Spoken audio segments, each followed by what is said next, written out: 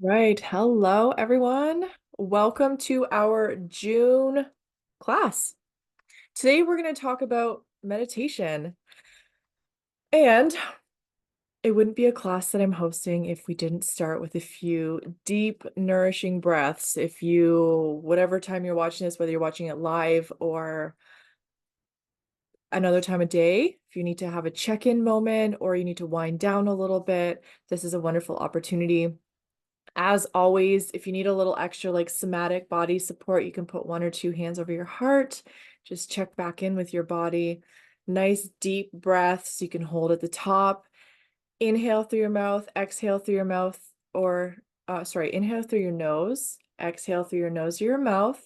Eyes open, eyes closed. You can play with it. Just allow your body to lead the way. This is how we connect back to the present moment, how we bring safety back into our body, let our body know that we're safe, especially if we've been kind of running around or just going through a bit of a stressful time. This allows us to just come back to ourselves. We always have that no matter what. So it's a great tool to use. We're going to do 3 or 4 deep breaths. I know I need a little bit of a check-in and then we're going to dive in. So take your time.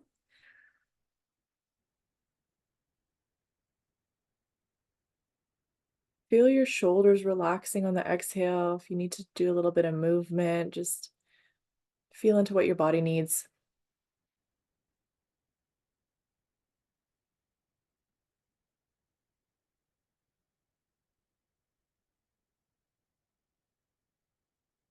Couple more breaths.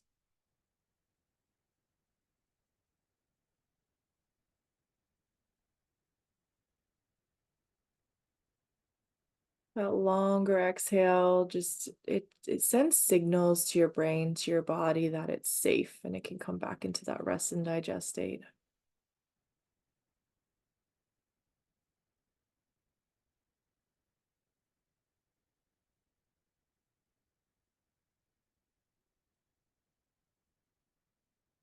Another thing that you can do that I sometimes forget about is before you do the breaths, check in with yourself. How are you feeling on a scale of 1 to 10?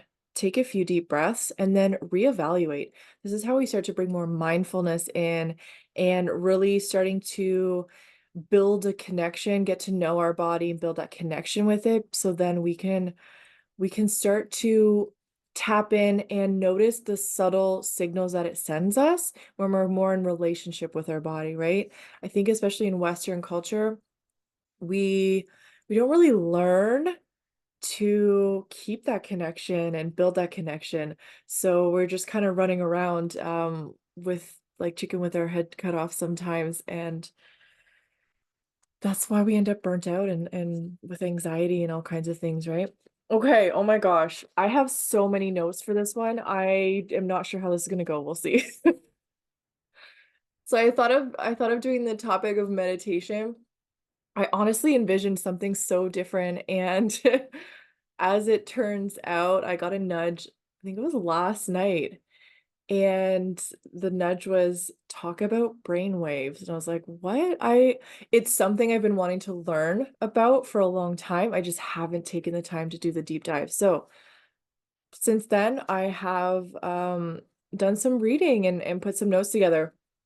Now, there's 5 main types of brainwaves we're going to talk about. 4 like really main ones, and then the other one is like yeah, like a bonus. And there's even a couple more I learned about today very briefly, but I'm not going to touch on those. To start out, I wrote kind of a quote. Meditation is an intentional awareness using concentration. And a woman named Angela, oh, can I read my own writing? Lumbu Brown. She's from Stanford Brain Performance Center. That's how she describes meditation. And I thought that was very, yeah, I really resonated with that. When we meditate, we're gonna there's gonna be some tools, there's gonna be a greater awareness around it, but we're gonna go into the neuroscience. We're gonna help to understand more of our physiology, how our brain functions and the different brain waves, what they really represent and how they look in our lives and how meditation fits in with our brainwaves. So I thought it was a cool idea when it popped in last night, but I had bleh, I've had to do some learning since then. And so you're coming along the ride with me. So one of the things that meditation is really great for is that it influences and affects the neurotransmitters in our brain. Three of those main ones, one being dopamine, which is our the pleasure neurotransmitter or hormone. Um, Dopamine's like when we get addicted to social media or to our phones and stuff, guilty of it here. We are our brain's constantly looking for that hit, right? That's dopamine. Serotonin is our happiness hormone. So anyone that is clinically depressed probably has a deficiency in serotonin. And GABA is in charge of like calmness. Now, there's a GABA brainwave we're going to talk about later, so I'm sure that they're connected. All of these transmitters that help us feel, feel more pleasure, more joy, more happiness, also more calmness, more of like um, a regulated feeling.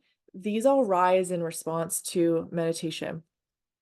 And when we look at the idea of neuroplasticity and the fact that we now know that our brain is malleable.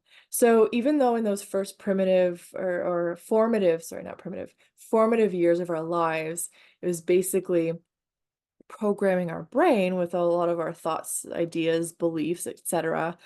We can go back and through holistic approaches, all kinds of different modalities, we can kind of rewrite those things, and that's called neuroplasticity. So all of the neural pathways that have the oh my gosh, synapses, those are like the signals between the neurons in our brain. We can reroute them, redirect them to what we want them to be, which is incredible. So just because we are stuck in a mindset or a habit of something, we can change that, right? Those who practice meditation regularly can see changes in combinations of the neurotransmitters that reflect more of a positive, relaxed, and even content direction of life. So if you have been meditating for a while or you know someone who has, perhaps their worldview is starting to shift. Perhaps they have a more positive outlook on life. And, there's different aspects of their lives that just seems to be transforming. That's due to the effect that we can transform our brain. We can rewrite it. Now, brain waves, so electrical impulses in our brain, meditation can alter them, which is super, super cool. The faster that the brain waves are,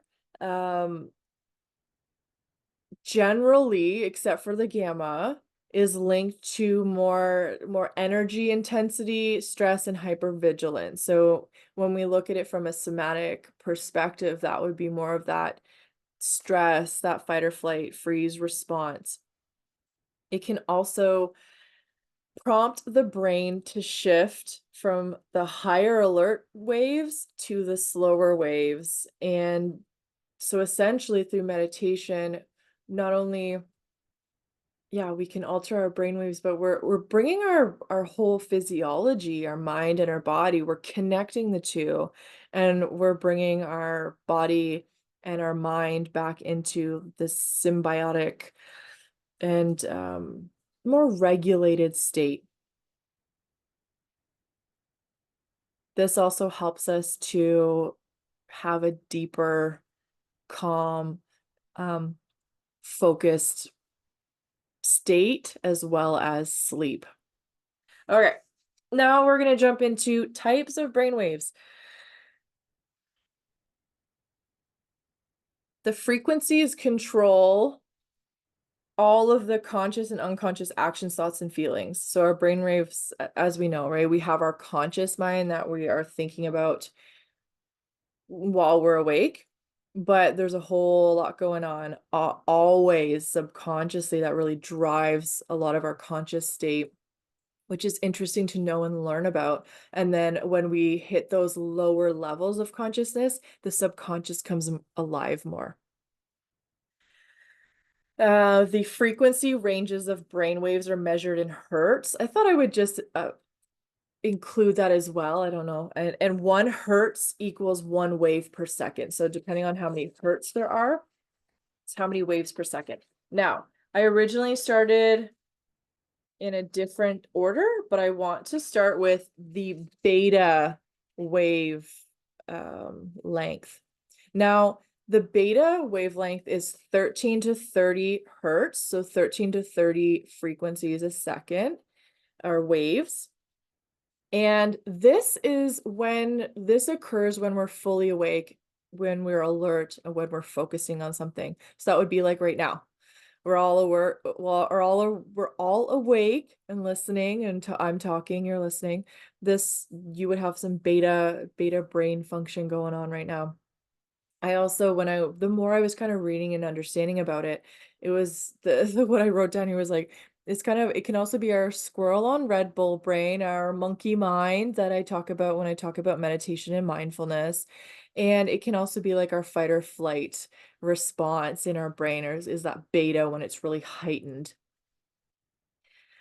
It is present during the stress response, during worry, fear, anxiety, anger. It's also present during hunger, when we're depressed, irritability, moodiness. So it's when we think about those things, we're thinking about a lot of those autonomic processes that we don't consciously think about, but also the fear and emotional response. So the amygdala would probably be lit up if you were hooked up to an EEG.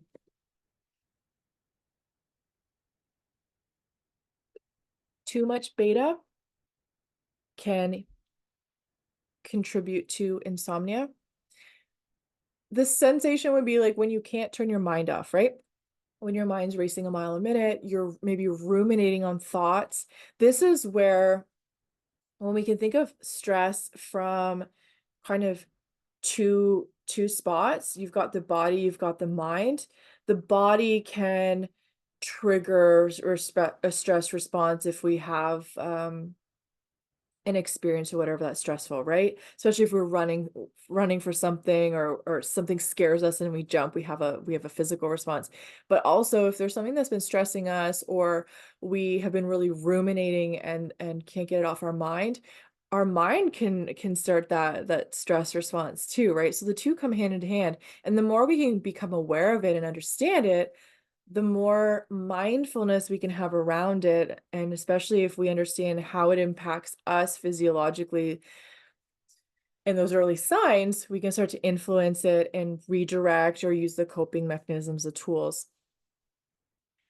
This looks like excessive mind chatter, self-destructive, impulsive behaviors.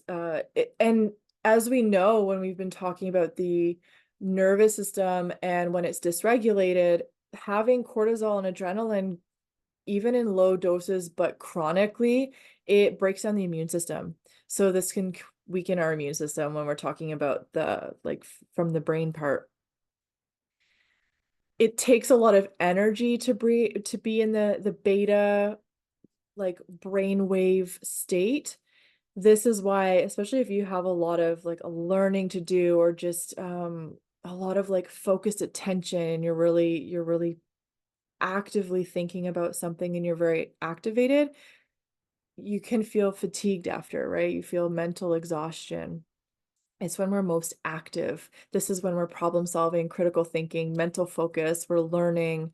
Um, Excess, I was talking a little bit earlier, some more of the things that can happen to us when we have excess beta brainwave activity is this kicking up the stress response, anxiety, panic attacks, insomnia, overthinking, rumination, stress, paranoia, right? So this is that fight or flight response going on in our brain.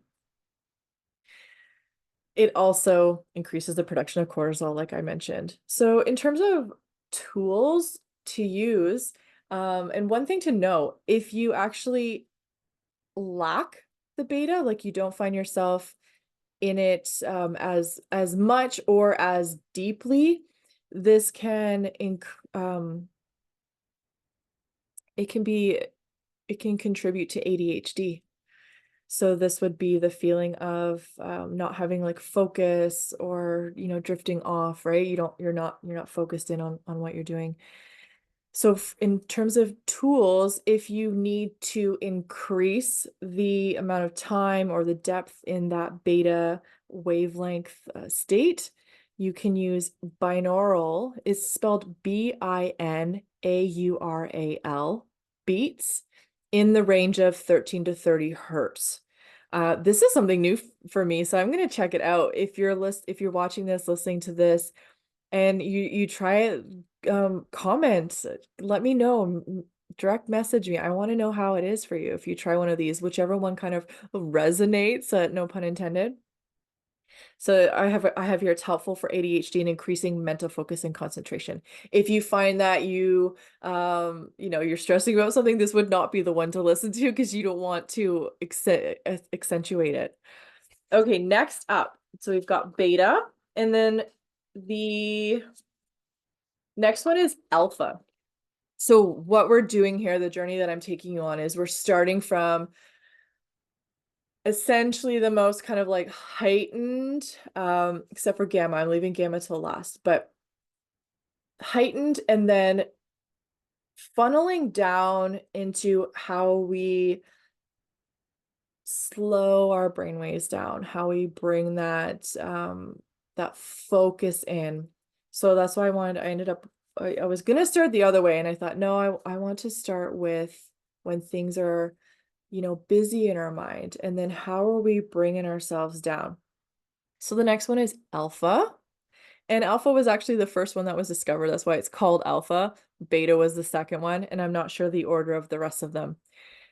Alpha is your meditation, where meditation and relaxation begins. So when we are in a state of maybe a little bit of stress or just very kind of on and activated, or just like we are now in normal life, when I, at the beginning of this video, said, let's take some deep breaths, and we're going to come back into our body, come back into the moment, that starts to bring your brain down into those alpha brainwave, that brainwave state.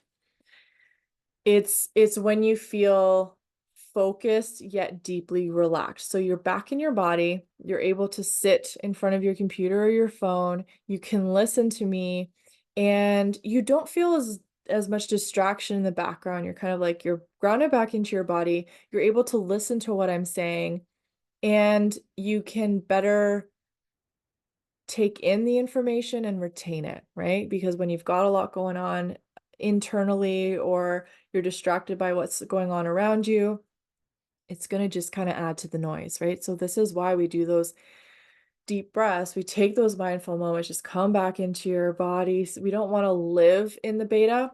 The beta is great for like living our lives. And especially if there's something we need to do that needs our attention, like driving, or if we're in a situation where we need to be on higher alert. It's certainly not to say we want to try and avoid it. We just need to know the time and place of when it is most necessary and appropriate, and not live there all the time, because we do need those more relaxed states of mind so that other functions can occur, and our body and mind can just work more optimally, right? The alpha state is associated with peak performance in pro athletes. If you think about, so say a basketball player, before they do their like their free throw, or someone who's playing golf and they have to have a really important golf shot, they're going to bring themselves back into that more relaxed state. They're still going to have focused attention on what they're doing so they can have peak performance, but their mind and their body isn't going to be like activated in terms of like a stress response, because that's going to cloud their prefrontal cortex. It's going to affect their performance. So bringing themselves back into their body, taking a few deep breaths, being able to then use that focus and energy to really zone in on what they need to do so they can do it well. Maybe they're visualizing the shot a little bit, whatever they need to do. It's kind of like a mindset shift of concentration. It is known to be active in highly creative people. It can be known as like a burst of good ideas when you get that aha moment, that flow state when you're like in the zone. See, again, you're concentrated on what you're doing, but the external distractions and even like the internal dialogue is kind of, it's muted, right? You're able to kind of quiet it, shut it out so that you can focus in on exactly what you're doing, and it's more meditative. This is where we hover between the conscious and subconscious mind. So when we start to quiet our mind, connect back with our body, that subconscious state is able to kind of wake up and turn on and come more to the surface. And that's when we start to get that wisdom, that intuition, if you want to call it that, intuition, soul nudges, whatever word works best for you. When we bring ourselves back into that state again, taking deep breaths, whatever somatic support you need to do, this is when our fears, our habits, our phobias begin to melt away. All that excess that keeps us in more of a state of fear or hyper arousal, it begins to kind of fade off. It brings us a sense of peace, happiness, harmony. This dominates the first layer of the subconscious mind. So you're opening the door to have access to that creativity, that just incredible source within us that we cannot access when we are dysregulated. It's the gateway to the deeper states of awareness. This can look like daydreaming. The external world starts to recede. There's a peaceful inner awareness that takes over. We start to feel that, like when we're looking at that scale of 1 to 10, when we first start, we take a few deep breaths, we see that starting to come down and we're feeling more relaxed. Yeah, the benefits: it reduces stress, improves your mood, boosts creativity, problem-solving ability, improves your mental and physical performance. It reduces depression and anxiety, again, bringing your body down to rest and digest state. Pain reduction as well. When we can get into these states that start to, especially through meditation and stuff, we can influence the release of different hormones, as I was talking about earlier. Some of those can interact with pain receptors. If you look at the Wim Hof method, and one of the monthly classes, maybe next monthly class I'll do on Wim, like cold and just Wim Hof method, especially. Let me know in the comments if you would like that, if that topic is interesting to you or what questions you have. You can, through doing that practice, you tap into the deeper parts of our physiology in our brain, and it releases, they're called endocannabinoids, and they interact with pain receptors and they can kind of like dull pain and give you a feeling of euphoria. So it's like tapping into your own pain reducer, or your own medicine. It's really cool. Anyway, I'm going to keep going. Uh, it also boosts your immune function and physical wellness, right? When you can lower that cortisol and adrenaline level, your body can work more optimally. Then your body knows that it is safe again to literally digest your food, do all of those processes that it only does when it feels safe. Then your body just works better. Tools for the alpha state, when we're just starting to come down here: meditation, mindfulness, yoga, even aerobic exercise, right? Aerobic exercise, if you're active, it will activate lots of it will activate adrenaline, but then you get that rush, and then you get that release of the endorphins at the end, right? That like, whew, like there's a natural high there, when, especially if you like go for a run, you're doing something super active, you're on the yeah, even like hit whatever it is, you feel that surge of energy, but then that like wave after that of the relaxation. It contributes to that. Visualization exercises with your eyes closed, that can help you bring that into that state. I have lots of episodes on the podcast that are meditations, and it's taking you through visualizations. That is one way to get out of that monkey mind, that scroll on Red Bull brain, and start to bring you back down into that alpha state. So you're just more relaxed, that rest and digest, that parasympathetic state. Deep breathing exercises like we did at the beginning, right? Or you can do it in different formats, different types of deep breathing. And then in terms of like listening things, you can do an alpha wave binaural, I hope I'm saying that right, binaural, binaural beats. There's isochronic tones. These are all new things for me, so I haven't tried them yet, but I'm going to. We can do this together. And brainwave entrainment music. So essentially, these are like you can listen to music and stuff that has these frequencies that are supposed to help you tap into and kind of I guess regulate with that frequency, which is super cool. All right, after alpha, we have, I think, theta. Let's see, theta. Yeah, theta. So theta is 3 to 8 hertz. This is one of my favorite states, brainwave states.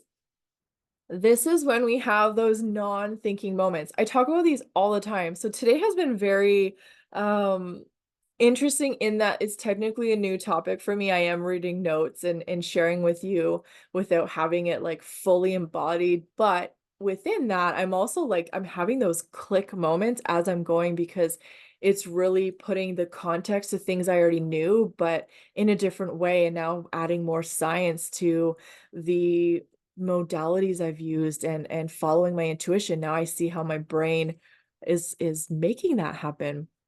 So when we're in the theta state, that's our deep meditation. This is the early stages of sleep. So after we've wound down from the day, we've taken those deep breaths, we're like, we've had a shower, whatever our bedtime routine is. Those routines are really helpful too to help us wind down. We've crawled into bed, maybe we've closed our eyes, we're taking deep breaths just to kind of like settle in even more. This is when we start to kind of we're in those early ages of sleep. We haven't fallen asleep yet, but we're starting to drift off. And this is also, we also have the theta state when we are in REM sleep, the rapid eye movement, when we're dreaming. And these are our non-thinking moments. This is when we start to, this can also be, if we're awake, we can also have theta. So it's not just when we're sleeping or about to sleep. We can have theta when we're awake.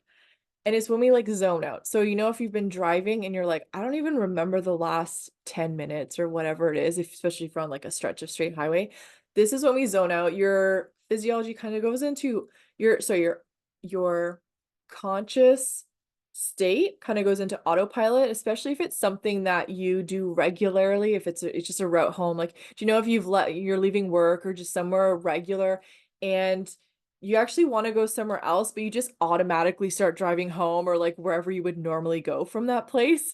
And then you're like, oh crap, I actually meant to go to the store and you have to, you know, make some turns. But it's kind of that idea where you're kind of on autopilot, but your subconscious is still like at the wheel, essentially. This is where your consciousness connects with your subconsciousness. It creates the bridge between your deep intuitions of your psyche. So this is when we can tap into those deeper memories and things. This is when things start to kind of come up. So if we're doing therapy or healing modalities, this is opening that door wider to that subconscious realm, that intuitive, the inner parts of us that they can start to really come up. We're opening that gateway. So yeah, the bridge between the deeper intuitions of the psyche and our active mind, it's bridging the two together. It allows our conscious mind to go on autopilot while the subconscious works on problem solutions. This is when, so if we have something that's been bugging us, or something we can't remember, we're like, oh, what is that word? It's often in those non-thinking moments that the answer just comes. And you're like, oh, yeah, that's the thing I was trying to think of. This can be and I talk about this, I've talked about it lots in a different context, but bringing just the brain waves into it now. This is when we have those ideas or those answers when we're in the shower, when we're driving, when we're doing those repetitive motions. And whenever we're doing something repetitive, maybe we're just folding laundry. I got a nudge earlier and it was like, because I was, work was kind of busy today and I was nervous at presenting in this way. I was like, oh man, I almost made myself wrong, but I didn't. And I got a nudge and it was like, just go fold some laundry. As like I got home a little bit after, no, a bit after 7, I guess. And I was like, okay, I need to wind down a little bit before I teach. And the nudge was just go fold some laundry. And it totally like brought me down to a more relaxed, I guess it'd be the alpha state, right?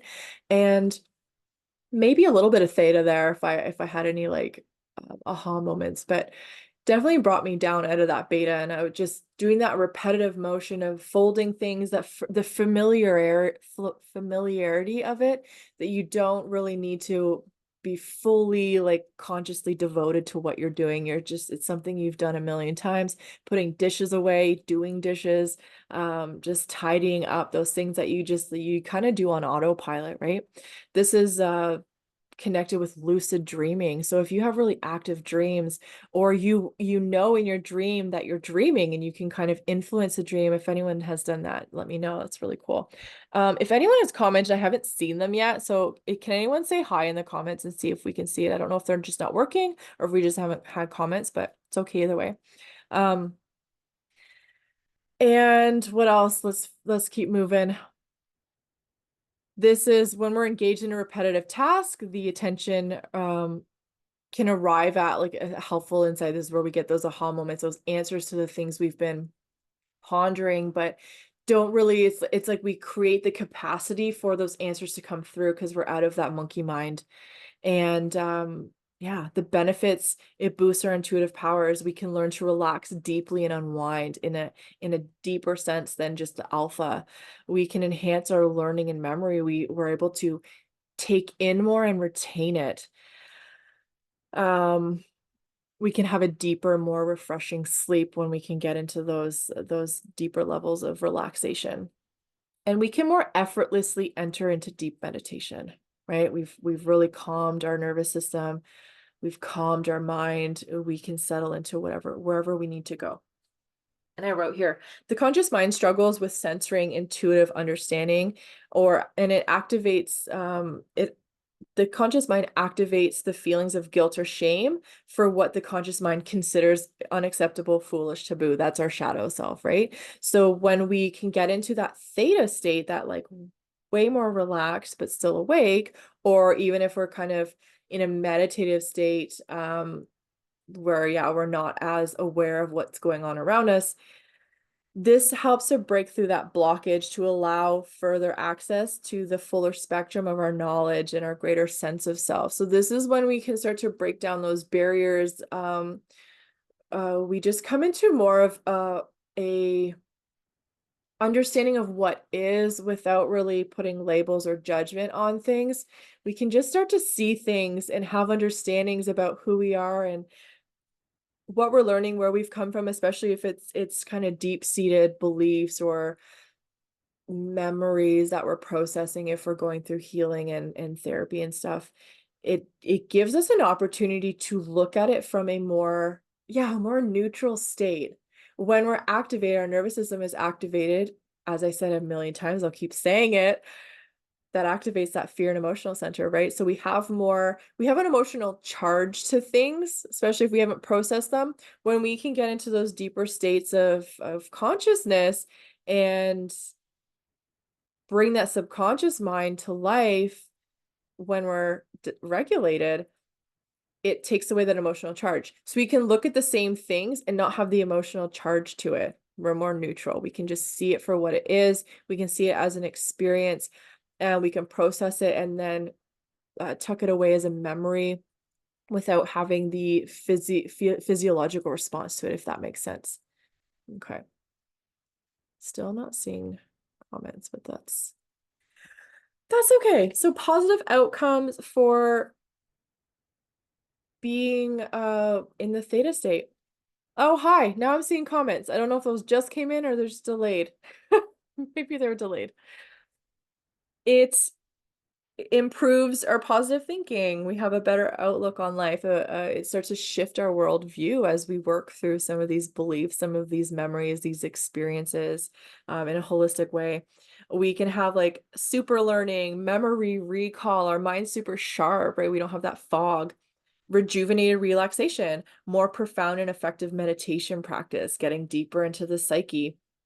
Increased creativity and mental performance obviously lowers anxiety and depression and enhances our spiritual awakening if we're going down that path. In terms of tools for getting into the theta or exploring it, simple repetitive tasks. Going outside and gardening, weeding, knitting, where you're counting stitches and you're just doing things repetitively over and over, dishes. But like I said, there's a million things that we do every day that are super repetitive, even just like having a shower and going through that routine. And after it's like, oh my God, did I even shave my armpits? I don't even remember because I was just like doing my thing. Next thing you know, I'm like drying off, right? It's when we go into those autopilot states. Meditation, mindfulness, yoga techniques. So again, we're bringing meditation into it to help. And then in terms of the sound, it would be the theta wave music, the binaural beats, and isochronic tones. All right, what do we got next? We're going into the delta. So this is the fourth one. This is it's like the deepest of them all. So this is I wrote here, deep sleep delta. That's how I remembered it. This is when we're in this deep, dreamless sleep. This is where we have to have delta. We need this in order to, this is when our body recovers during, because when we're dreaming or kind of in between those lighter states of sleep, our brain is more active, right? So we need this delta state, this deep sleep cycle. I think it's stage 3 and 4. This is the dreamless sleep, the fully unconscious stage 3 and 4 of the sleep cycle. Our body actually it's not in that cycle, but when our brain shuts down our brainstem so we don't act our dreams in the REM, which would be the theta. Sleep. Okay, so to explain the delta and how, depending on how you wake up or feel, this will tell you about how your delta state was while you were sleeping. If you sleep for 7 to 8 hours and you wake up feeling unrested, grumpy, chances are you did not spend enough time in that delta state while sleeping. You did not get into a deep enough sleep for long enough. Now, if you're familiar with the sleep states, it's not like we like go all the way down, stay there, and then come back up. We're up and down throughout the night. That's why we have different, if we wake up in the middle of the night to go to the bathroom and we've had a couple dreams and then we have a couple more, it's because our brain is going in and out of these different brainwave states. But this is where all of the restoration happens. I'll talk about it in a second. If we wake up feeling rested, refreshed, we're feeling good, we're maybe happy, even maybe chipper if that's a thing. This would indicate that we've spent enough time in that delta state. The delta state appears higher to be in a higher rate in people that have attention deficit disorder, ADD. This may be why they feel distracted or unable to focus, because it's really that like baseline, like really quiet, our brain's really quiet. And it's not kicked up right into that more like attentive state. So that could be the lack of focus. Alcohol reduces the delta wave activity. This is why we have poor sleep if we've been drinking. And oh, this actually, I forgot to write this with the other ones, but if we look at the seasons, if we're connecting this to nature, delta would be the winter of the brain waves. Beta would be the summer. Alpha would be the spring, and theta would be the fall. If I remember that correctly, it makes sense in my mind. This is when the activity slows and there's regeneration. So it's not that everything stops, but in the winter, things slow down. Nature rejuvenates, it takes a rest, and then spring comes and, starts to come back into life. When we are in the delta state, especially like when we're sleeping, we're in that deep sleep, it our body produces some hormones. One of them is the human growth hormone. This is responsible for healing and repairing body tissue. It also is responsible for metabolic rate. So it will speed up your metabolic rate. So one of the things, if for anyone who is having a hard time with weight loss or even maintaining, the check in with yourself. How are you in terms of your stress level and what has been going on in your life? Because I can tell you, with all the weight I put on, that was the most stressful probably time of my entire life. Um, Super, super dysregulated, even though I did have some tools. There was just more to it. I'd never been I'd never been in that capacity. So with that extra cortisol and adrenaline, it affects your metabolism, right?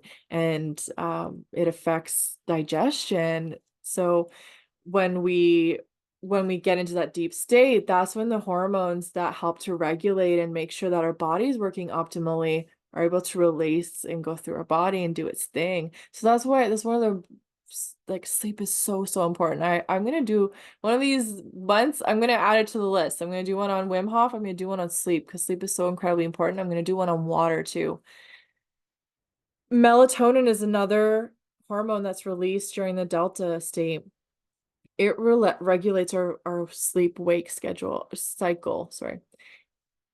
For us shift workers, melatonin is super important. Sometimes I will take melatonin after a night shift. I try not to make a habit of it because I try to just listen to my body. But if I've really had a long run or it's a summer and I just need to make sure my body sleeps longer, I'll take melatonin when I come off night so that I sleep longer. That way I can hopefully get more of that delta, that deep sleep state. DHEA, that's the other one we're going to talk about, the hormone.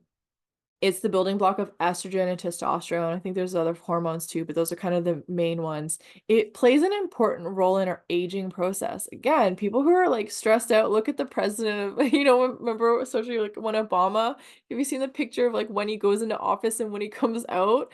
Like he didn't get much sleep in those 8 years. So that's just one random thing that came to my mind. But we need that delta, we need that deep sleep state so that we're restoring the cells in our body and the functionality of it.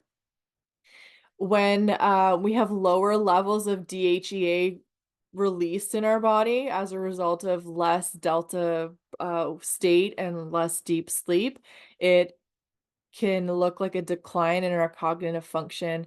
It can reduce our immune system response and our capacity to heal. That again is directly related back to that stress response, right? We need to be able to get into these deeper levels of the brain, um, slower, deeper states so that our body actually has time to regenerate and bring us back to health or maintain our health. Delta also lowers cortisol levels. So even if we're stressed during the day, if we can bring ourselves down, have that deep sleep, it will combat. Our body knows how to heal itself. We have to listen. We have to give it the tools. We have to set it for success. Sleep is such a huge one. Drinking water, and movement. Those are three like massive ones. And eating well, obviously. We have the tools within ourselves. We just have to use them. We have to understand what they are and use them. And in terms of the delta state with meditation, it shows up in experienced meditation practitioners and the most profound levels of meditation. So the ones that can when we think of like monks and stuff, they can go into those like deepest states of meditation. They're still technically conscious, but they're tapping into those deep states of the brainwave activity that most of us who don't meditate to that capacity, we have to achieve that through sleeping, right? Um,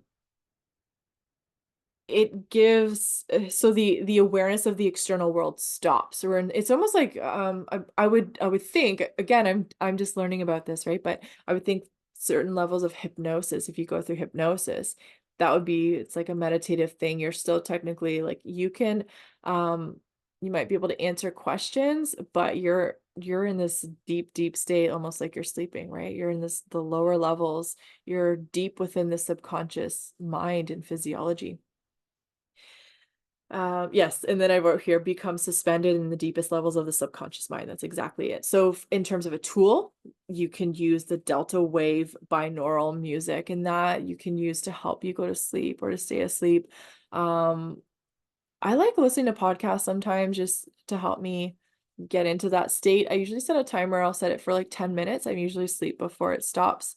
Um, I'm pretty good at just falling asleep by myself, but sometimes I just like to listen to something as I'm kind of drifting off. And one thing I'll say that one of my mentors has said kind of lately, or at least I've been hearing it more lately from her. It's interesting how people can say the same things all the time, but sometimes we don't pick up on all the things, right? We pick up what we need at the time. And one thing that's been really clear in my mind lately that she has talked about in the past is the importance of not starting your day on social media. And this is because, or even with your phone really, the first thing I do when I wake up is I put on a I put on a 10-minute meditation. And weirdly enough, don't judge me, but lately I've been listening to my own. I have a morning meditation on my podcast, and I think it's because I designed it in the way that I like to do it. So I'm not, it's not an egotistical thing. It's just literally like it's how my mind wrapped around a morning meditation and what I think it would be lovely. So I actually enjoy listening to it because I created it. And that gives me, because when we think about when we first wake up, and if we wake up in like, it also depends on, that's a whole other topic, but depending on which state of sleep, which cycle in the sleep cycle we wake up, can have different effects when our alarm goes off or whatever when we wake up. But as we're coming into that higher level of consciousness, we're coming out of that subconscious into the conscious world. We still have access to the subconscious, right? It's still very, what's the word? I have the word and it's like, it's right there. Impressionable. We have to be careful with that because especially if we're trying to shift some of our beliefs and mindset around things, we have to be really, just like we have to be mindful of what we put in our bodies to create, establish, maintain health in our body. We also have to be very mindful of what we're putting into our mind in those very, there's another word I want to use, vulnerable states. So as we're coming up from the depths of our subconscious, that door is still open to it, but we're starting to like close it and come into our conscious awakening or a world. We have to be aware of what we're feeding it at that time because it's impressionable. So going onto social media and whatever that entails for you can influence that, right? And how we're starting our day. So if you want to change your morning routine to be more mindful, to be more nourishing, to be healthy, you have to start it with healthy things. And that can look like just starting slower. The other thing with that, and the reason why my mentor says like don't start your day on your phone, is because you train your brain in that very vulnerable state to rely on that dopamine hit that we get from being on our phones. So I open my phone long enough to put on my meditation. I flip it back over, put my eye mask back on my face, close my eyes. I listen for 10 minutes. And then I like to turn on my light. I sit up in bed. I grab, not this exact deck because it's in my room, I grab an oracle deck and I set an intention. What do I need? What message do I need today to hear for my highest good? What message of inspiration? What wisdom do I need for today? and I shuffle the cards, and whatever card either flips over or falls out of the deck, that's my card of the day. I trust that that's what I need to hear. This morning's was very, very telling because it was all about resting your body and regenerating and being mindful and intentional with how we use our energy and not basically not burning the candle at both ends. And I was so freaking tired this morning. It was the exact message I needed. But it allows me to start my day with regulation. Because what I used to do is I would sleep till the last second. I roll out of bed, and from like the moment my feet hit the floor, I'm running because I got to get ready for work and I got to get out the door. It started my day from this activated, dysregulated, rushed, hurried, um, almost like a not quite panic, but especially if I'm running late. And that like that was how I was setting my day. So over the last few months, I've really shifted that. And now I start my day from this beautiful, like easing into the day. I only had to set my alarm 15 minutes earlier. So if you're not a morning person, as I'm getting better, but I like to sleep in. Naps is my best soul care. If I don't have to set an alarm, that is my favorite thing to do.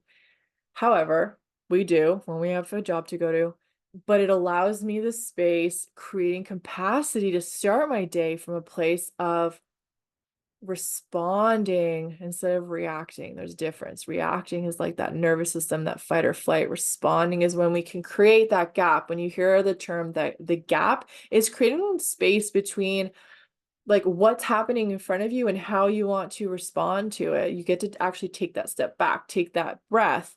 And when you create some space at the beginning of your day, you're setting yourself up to be intentional and set an intention on how you want to feel that day.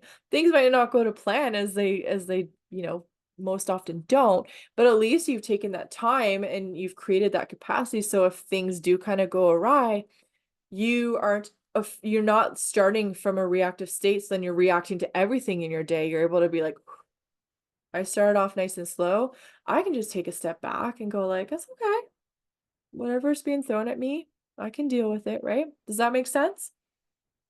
Okay, I had one more thing I wanted to talk to you quickly just to tie it up. Then we're gonna get out of here. Oh, the gamma. I did want to talk about gamma really quick. So gamma is actually the most um active brain state. However, it's like your brain's the most active, but it's not dysregulated. So this is the fastest brain activity. It's peak concentration. This is 30 to 100 hertz. This is like this breakthrough. This is advanced meditators get into this state. Their senses are dramatically heightened. They have this deepened perception of reality, intense focus and engagement. It's like solving super difficult problems or creating new works of art. It's like your brain's super active. You're using different parts of your brain all together. It's like bringing it all together. You have deep relaxation, but also heightened awareness and function of the brain, if that makes sense. It is active with a state. So for those who meditate and stuff, it's when you get into that such a deep meditation where you feel that like universal love, that at one with all, and you're just in this like euphoric, like almost like otherworldly. That's that gamma. It's when the gamma is high, you feel a high sense of happiness, creativity, compassion, um, improved cognition, vivid memory recall. This is for people who have a photographic memory, enhanced learning, quick information processing. So this is when just everything's working at its most optimal while your body's regulated. It's really incredible. You have active use of your working memory, attention to body awareness and your senses. You're just fully embodied. You can have deep spiritual experiences. It requires a calm, quiet mind, so regulation. It can be achieved by using alpha and theta frequencies, right? When we're talking about those deeper those deeper layers, you have to tap into the fundamentals of that. You're basically putting those 2 together with high functionality so that you can really tap into the deepest parts and have those breakthrough moments. Tools for achieving gamma or exploring it, well, obviously meditation, yoga practices too, breathing techniques. You can use like the Wim Hof breathing method is really interesting because you really do tap into the deepest part of your physiology and you're activating those hormones in the deeper parts of your brain, those endocannabinoids and that give that euphoric feeling. I'm gonna have to look into that, but I would guess that that's probably the gamma. The binaural beats with the gamma frequency would be the sound that you listen to, or the brain wave entrainment soundtracks. So those are the 5 brainwave states and how we can work with them, what they mean, what they look like, what it looks like when we have too much of them or too little. And I just want to finish up here. So bringing meditation into everyday life, this is how we're going to kind of finish up here. I know we're almost at the hour mark. Thank you for staying and listening. I hope there's been some value, some things you can take away. Feel free to share in the comments or send me a message. I always love hearing people's aha moments because when I have them listening to my mentors and people I'm listening to, it's like, oh, it's amazing. I love sharing them. Anyway, you can start if you want to take these gems away because it might seem like a lot and you're like, what do you mean with meditation? Of course meditation achieves this, but like what does that mean? You can start with guided meditations. If you go to the Living on Lemonade podcast, I have a body scan meditation, I have a bedtime meditation, I have a morning meditation, I have a loving kindness meditation. I probably have about 7-ish meditations in the podcast. Listen to those, they're amazing. This will start, if you're new to meditation, this will start to introduce you to that concept of coming deep, back into your body, into that deeper physiology and that subconscious realm without like it's easier when you're listening to someone, right? Than creating it yourself sometimes to start.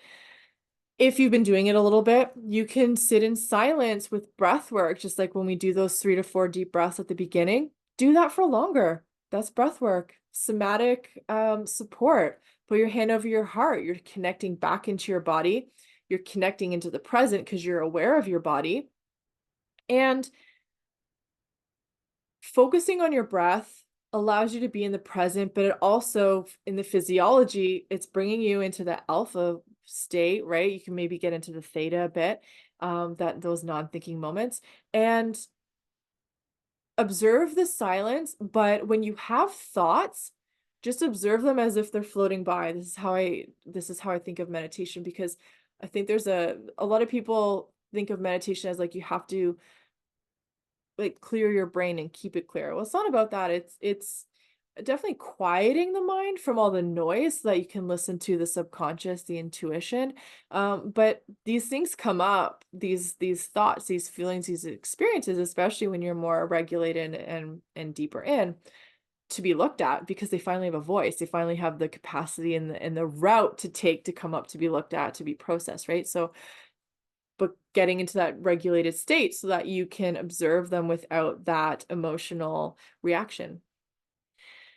Pick a practical time to meditate. And by that, I mean, if you're a beginner, don't put pressure on yourself to do it for 20 minutes or 2 hours or whatever you might think that you need to do. Honestly, start with 2 minutes. Maybe you do a few deep breaths while you're in the shower. It can be whatever you need. Maybe you go to the bathroom, you step out. If you work in an office or whatever, you step out and go to the bathroom, you just want to take 4 deep breaths while you're in the bathroom, washing your hands, whatever. Maybe you're doing dishes. It can be literally as simple as that. You're just starting to train your brain. You're starting to connect with your body, build a relationship with it. You need to do it in a regulated way, because if you put the pressure on yourself to do it a long time, it might feel uncomfortable, especially if you've been kind of in this fight or flight state, that you want to just start simple. Just start to integrate it into your daily life in whatever way works best. And then you can build on it. Your body will tell you when it's ready to go longer. You start with 2 minutes, and maybe you go to 3, maybe then it's like, I want to do 5, whatever that looks like for you. It doesn't matter how long it takes to stay at whatever point. If you've done yoga before or not, yoga is about like showing up as you are, and every day is different, and surrendering into exactly who you are in that moment. So it's the same with breath work or meditation, just having those mindful moments, just connecting back into the present and checking in with yourself. Build that relationship with yourself because it will change your life. Um, Find an anchor. So if you find yourself having a hard time focusing, maybe you have an external thing that you're going to anchor into mindfully. Keep your eyes open while you're doing your breath work, while you're doing your meditation. Anchor into that thing. You're just going to focus on it while you're doing some breath work, while you're just like, quieting the mind. Focus on your breath. Ground. Think about if you're standing, your feet, think about roots coming out of your feet into the earth, or if you're sitting, right? I have a grounding meditation I do on the podcast as well, I think. If you have a mantra you want to repeat, an affirmation, that is meditative. It's repetitive, right? We're talking about that theta state. Also, you could breathe with a clock. I read that in one of the articles I was reading. Breathe in and out with the clock, if that works, right? That it's just like tick, tick, tick. If you've got a metronome, if you play piano or you've got one in the house, you can set a metronome. It's just starting to get into those habits and starting to familiarize yourself and introduce yourself to these new modalities and concepts. And then you'll know where to take it intuitively. If you allow yourself the space, you'll know where to take it next. Go out into nature, connect with nature. The noise, like the sounds, the birds, hearing the leaves blow in the wind. There's just so much to that. Quiet, repetitive hobbies, as we talked about before, right? And also believe in yourself. Meet yourself where you're at every day. It's not a race. It is it's a lifestyle. When we start to make these changes and we want it long lasting, it has to be a lifestyle. That means it has to be slow, steady, and sustainable. So, all right, friends, I'm gonna finish up here. Coming up, tomorrow is our soul care hour. Originally, I was switching to nights, so I was going to be home, but I'm actually on day shift now. So I'm going to pop out for my lunch at 1 p.m. Eastern time. So pop onto Zoom if you want. It won't be the full hour because I won't be taking an hour lunch. However, I would love to chat with you if you want to come into the soul care hour. That's our community mentorship kind of hour. We come in and we check in with each other and offer support. The next soul care hour will be June 21st, 8 p.m. Eastern time. It's Friday night. That'll be the next soul care hour. If you're in my Norwex group, I'm doing a big my 4th anniversary with Norwex next week in the Conscious Clean Living group. That's just a side thing, but still fun to mention. I'll be doing a big stock sale and stuff. As always, the podcast episodes come out every Monday. I now have everything on YouTube, so I will be putting this as a podcast episode in the coming weeks. I might record something in between, so the last one isn't too close to this one. And I'll be maintaining the YouTube channel as well. So there's a Living on Lemonade YouTube channel if you prefer to get your, you know, get information that way. And I'm working on some stuff. If you've enjoyed this meditation talk, you want to go deeper into meditation and mindfulness, I have a self-study course. I'm going to review it. I might revamp it a little bit. So stay tuned for that. If that's something you're interested, message me. It's 5 modules and it's basically an introduction to mindfulness and meditation and starting to create like body awareness. We talk about nervous system and burnout, and those are the types of topics. So if this is something you want to do self-paced, it's going to be available again very soon. It'll be $111. It's lifetime access. You get access to it in a Facebook group as well as a YouTube playlist, so you can go back all the time. There's meditations that go with every module, so it's lovely. I also have a couple other things in the work, and I have been feeling the pull to just slow down lately. So I'm doing things kind of when I feel inspired, but the things that are like slower that I can work on, like course content, like my YouTube channel. I'm listening to my body, I'm listening to what the nudges are. And yeah, so we'll see how I kind of build things throughout the summer amongst the busy season at work. And there'll be more stuff in the fall. I'll be able to be a little bit more active then. But right now I'm taking care of me If you're feeling that same pull, I'm sending you lots of love, lots of hugs, and encouraging you also to listen to the nudges, give yourself the nourishment that you need, because we can't serve ourselves or others from an empty cup. So make sure you're doing those things that make you smile. Send a friend a funny meme so they send you one back. You can have a little giggle. I love doing that with my sister. We laugh every day. Anyway, that's a side note. Have a wonderful evening. Thank you so much for hanging out. The gratitude is never lost on me when I see that there's a few people on with me in the evening and just sharing space, learning, and spending time together. I feel the love, sending it right back to you. And have a wonderful evening. If you have any feedback on this one, you got any ahas, share that with me. I'd love to chat. All right, take care, everyone, and we'll see you soon. We'll see you tomorrow if you're gonna pop on with me. Um, Event is in the Facebook page. You can RSVP. The Zoom link's in there as well. All right, take care, everyone. Good night.